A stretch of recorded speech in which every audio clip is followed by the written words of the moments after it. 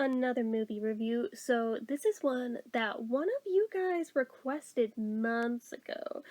During one of my lives, I forget who exactly requested it. There's two people that come to mind immediately that I think it may have been one of you two, but hopefully whoever it was is seeing that I finally got around to this and is watching this. So I am, of course, talking about the Twilight Zone, the movie, which I honestly, until it was recommended, didn't know there was a movie version of the Twilight Zone. And I liked the show a lot, so finding out there was a movie in the 80s, I was like, I don't know how to feel about that. On one hand, I want to like it. On the other hand, given it's an 80s movie, it could just be like cheesy, bad terribleness. I didn't know what to expect going in. I was so pleasantly surprised though. Oh my god, I loved this thing. Like, big, huge, ginormous thank you to whoever it was that recommended this, because you apparently know my taste really well, and I thoroughly enjoyed this thing. Oh my gosh, I finally got around to watching it yesterday. I know you requested it back in, like, January, and we are at the tail end of August. It'll be September by the time you see this, probably, but yeah. Better late than never, right? I told you I would not forget about it. I told you I would eventually do the thing. Sometimes it takes me freaking forever to get around to a thing, but I am a person of my word, am I not? I am. So, this movie was made in 1983, so it was 2 years before I was even born, for those who somehow were still unaware of that. But regardless, this was why I was skeptical going in. Seeing what year it was made, I was like, see you either way. But seeing, like, opening scene, Dan Aykroyd's in it, I was like, oh, alright, I'm already on board.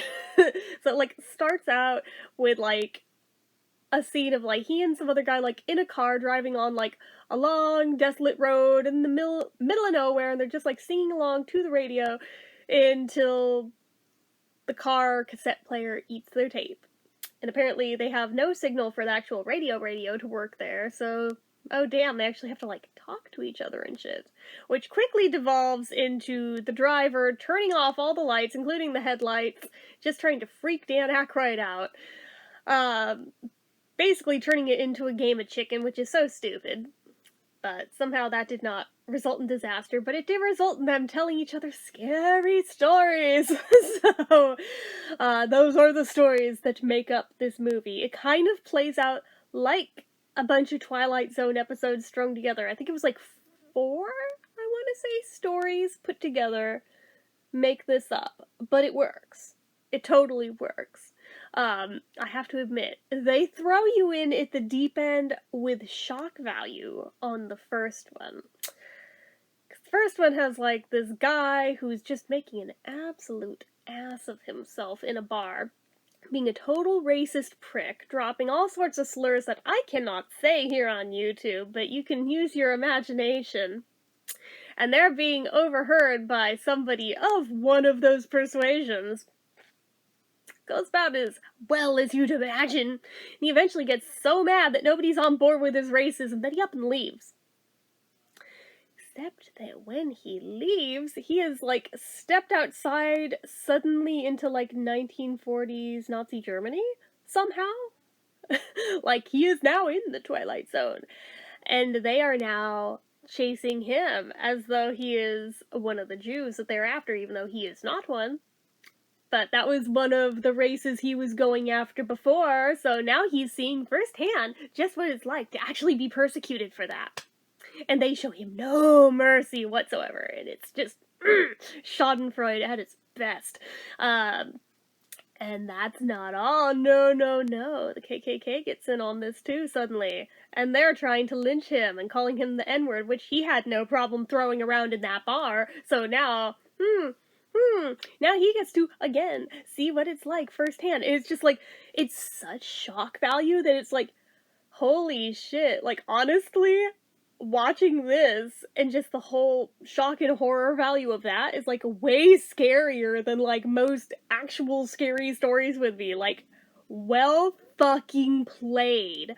Holy shit balls, dude. Like, and I think they even, took it another step and they, like, went to, like, Vietnam War era, and now you can see on and on it goes.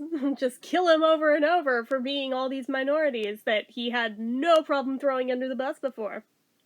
Good. Get him. Get him. So, like I said, it just was absolutely like, oh fuck yes. Such justice. Like,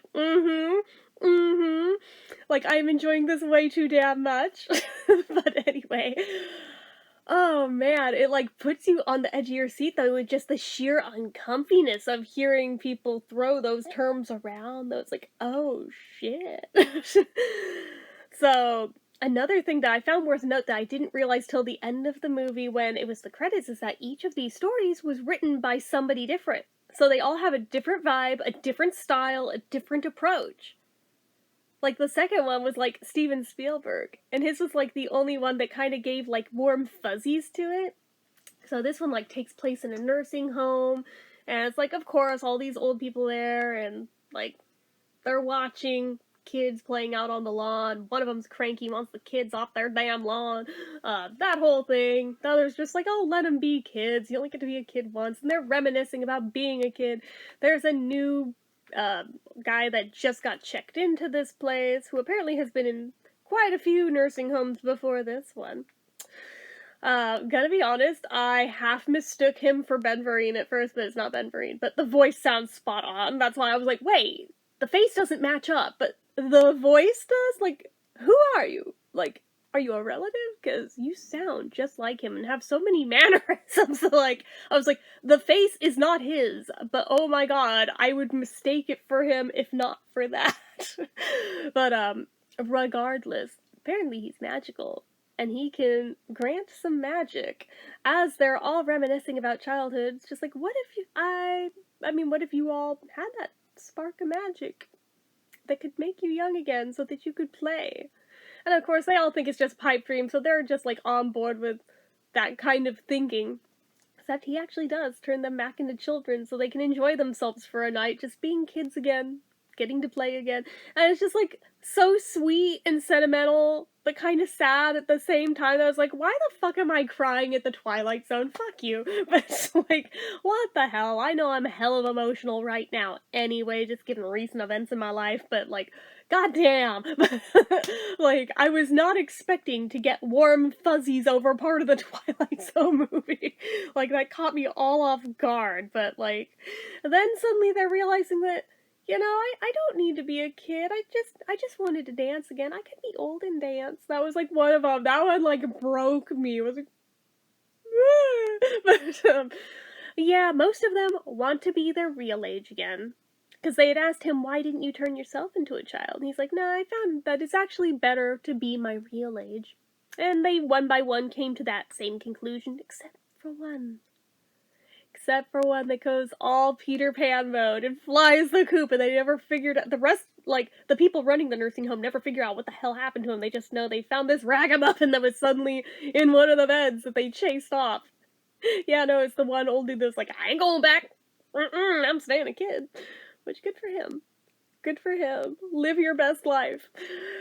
Oh, gosh. So, that was story number 2. Story number 3 was freaky, man. Like, honestly, if one of them, like, actually, like, freaked me out a little, like, not scared, but, like, closest to scared out of the 3. Like, there's this teacher that, like, connects with one of her students, and she accidentally taps him with her car, for lack of a better way of putting it, but he's fine. The bike's not. She's willing to pay for it, but she wants to give him a ride home and everything, and offer to pay for the bike. And just immediately the vibe is very off. Like, it already is out of place that, like, everyone in there looks frozen in time from the 50s, but also just, like, the house itself does not look real. It looks like something out of a cartoon.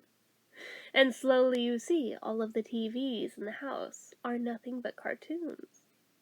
And it just gets odder and more uncomfy that anything the kid says goes. And it becomes more and more apparent that everyone else in the house is scared of him. And it eventually unravels into Yeah, anything he wants, he gets. He can wish anything into existence. Just like cartoons, anything can happen. Which is like his thing he keeps saying, and it gets more unnerving every fucking time he says it. Like, my god, he's a cute little kid, but dude, he's so unnerving! But yeah, it goes AWOL real fucking quick off the rails into like a fucking nightmare hellscape. Holy shit. Like, god damn, like, it's like Who Framed Roger Rabbit meets Nightmare on Elm Street. Like, if those two movies had a baby with a sprinkling of American Horror Story on top, it would be that story. Like, without giving too much of it specifically away, but oh, it's effective though. It's like, enough to get like goosebumps on the arms, like not enough to be scared, but enough to be unnerved by it, you know? Which is about the appropriate level of scared that I like to be with movies. Much further beyond that isn't, I don't think I like this isn't fun anymore, but that level I'm like, nah, this is like the ideal fun level of scared, so anyway. And then the fourth one, honestly kind of felt like something out of Looney Tunes, and like, I was not expecting John Lithgow, but I was kind of delighted that John Lithgow was unexpectedly in this, and especially being as young as he was there, I was like, is that him? Like, the voice is definitely his, and the more I stare at the face, oh yeah, that's him! He's just younger than I'm used to seeing him! But regardless, he's on an airline, and he's got, like, all sorts of really high anxiety about being on a plane. He's popping pills in the bathroom like they're candy, like, he does not want to be on this plane. He is convinced they're all gonna die just from the get-go. They're apparently used to this guy on this plane. They all know of him. They know it's white-knuckle time for him. They eventually get him back into his seat, but he is, like, sweating. He is freaked out. Like, one of the stewardesses is offering him sedatives and shit because he's so freaked out. He's like, no, I'll be fine. And suddenly there's a gremlin on the wing! It's like, oh shit, it's exactly like that one Looney Tunes thing with Bugs Bunny and the gremlin on the wing of the plane. I was like, oh, is this kind of like a little bit of an offshoot from the last story of like the whole cartoony thing? Except like more realistic and looking like something out of Alien, but with the gist of the gremlin on the wing? Holy shit, this is awesome! And he's freaking out, but nobody else sees it, so they think he's fucking crazy, and he's causing more and more of a commotion. It eventually rips out one of the engines, and he's like, yep, we're all gonna die, this is how we die. He's freaking out worse and worse. Gets to eventually where they have him tackled to the floor. The airline security has him pinned to the floor, asking, are we gonna have to stop and drop you off somewhere? Or are we gonna be allowed to make the rest of the flight? Because odds are, we're all gonna survive this flight. Only one of the engines went out of 4. There's only 20 minutes left in this flight. Calm the fuck down. He does not calm the fuck down because he keeps seeing the little gremlin. And he eventually shoots out the damn window and everybody gets sucked. Well, not really everybody, but he gets sucked through the window, but it's causing injury to the rest of them getting sucked across the plane and crap. It's like, oh, this is what happens if you break or open a window in a plane. You know, that thing you always hear about, but nobody actually has seen. Yeah, apparently this is like a depiction of what would happen. And it's freaky. It's freaky. And the gremlin, you think he's about to kill John Lithgow. But suddenly the clouds part, and you can see the city below, and I guess the gremlin decides, peace out, I'm gone. So now he just looks crazy. And he gets carted off to a frickin' insane asylum. Like, you can see him on a gurney, in a straitjacket, being wheeled into an ambulance as they've landed. However, as the plane's being inspected, suddenly they're like, oh shit, come look at this. And there's the claw marks all over the side of the plane from the gremlin. Just, oh my god, I love it. Oh my god, like, I don't know, like, did it feel cheesy and ridiculous? Yes, but was it in the best way, fun way possible? Also, yes! Like, honestly, I freaking loved this movie for what it was. And it all, like, ties back to the opening scene with the way that story ends. But, like, oh my god, like, I did not expect to like this movie nearly as much as I did. Like, I give it a 4.5 out of 5 stars only because there's a couple points where I'm like, feels like you're starting to reach a little on this, but for the most part, it's just like a fun freaking movie all the way through. If you're a fan of the old school Twilight Zone show, I think you should at least give the movie a shot, because it is a whole lot of fun, I have to admit. And I'm so glad that it was recommended to me. Again, whoever it was that recommended it, thank you so much for that. If you have any more recommendations you think are up my alley, please leave them for me, because apparently, again, you know what I like. So you were spot on with this one. So now I'm like, give me more ones that I should watch that you think I'd like. But anyway, that is it for this one, guys. So as usual, you know what to do. If you like this video, go ahead and give it a like. If you're not already and you'd like to be, click subscribe, hit that notification bell icon so you never miss an upload, leave comments down below. Make sure you're following my social media accounts, my Facebook fan page, my Twitter, my Instagram, my eBay, my Reddits, everything and more. It's all down below. And if you like what I do here on this channel and you'd like to help support it, the donation link, as always, is down in the description. Anyway, guys, till next time, see ya.